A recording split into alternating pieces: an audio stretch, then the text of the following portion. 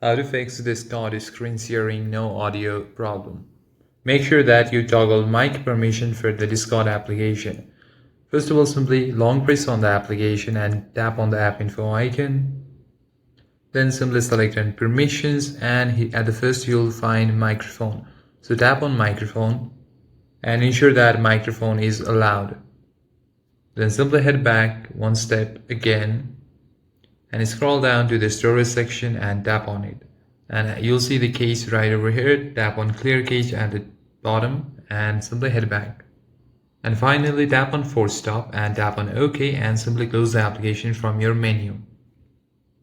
And also make sure that you have Android version 10 and above, because audio sharing during screen share is only supported on Android 10 and above.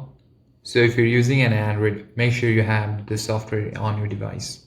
And also, while you screen share, there will be a speaker or microphone option. Make sure that you select the device that you are using while you're sharing your screen. Either it is your speakers or just your device.